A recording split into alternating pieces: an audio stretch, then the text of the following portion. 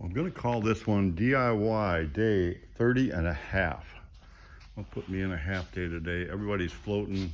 It's pretty hot out there anyway, and I need to kind of get ready for Eric coming in and doing some fiberglass work. So I'm going to go ahead and put the T-bucket together and get a few things ready for him. And maybe sand a little bit on the Midas Touch fender. So I start by getting part A to part B. I'll put just a couple bolts in, don't tighten anything up. And then I'll just go around the T-bucket and put them on piece by piece. It gets a little easier after you put the first piece on. It kind of holds itself up. Now it's time to put the other side on. So I've got my 4 sides built. Just kind of put together right now. I'm going to go ahead and put all the bolts in. I like to put all the bolts one direction, all the nuts the other direction. It's a whole lot easier to tighten up. Then I get everything lined up, bolt it together tight. I'll put the dash in then.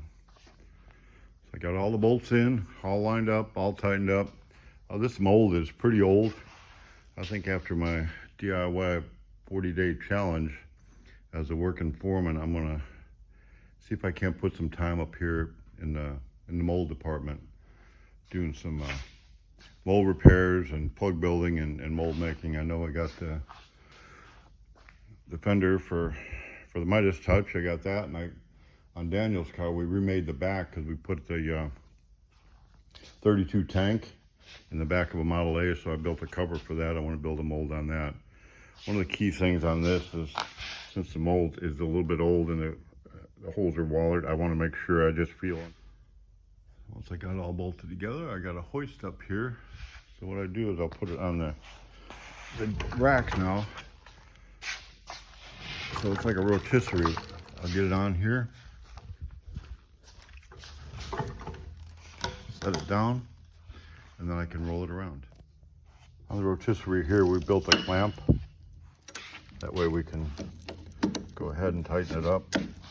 And once we tighten it up, it keeps the body from spinning. You can see how we can rotate it around. But after we tighten that clamp, we can hold it in whatever position we want. And then this side just rotates. So we'll put the dash on now and then clay it. And this will be ready to go back into the, well, wipe it down a little bit, and then it'll go back in the gel booth. So once the dash is on, it's kind of like everything else. Put the bolts in, get them all in, all the same direction, tighten it up, and then it's time to clay it. When I built the mold for this years ago, it was a T-bucket with no doors. So to have doors, unless you're just going to put jams in it every time, which is a big problem, a lot of time, I went ahead and built, well, you can see one over here. I built a door with jams. So what I can do is take this now, and I'll clean it up first, but it goes right into the body along the body line. And now when we build this in, we'll have a jam built in. So when I take the mold off, I can knock this piece out, and then we'll have a jam in the mold.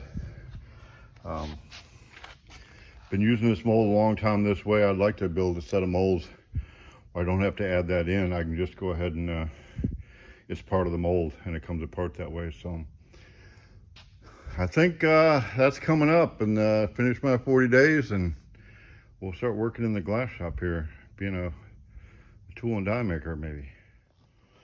So you can see the seams are a little bit rough. What I'll do is I'll take the clay and I'll push it into the seam. Get it nice, get the seam the way it needs to be.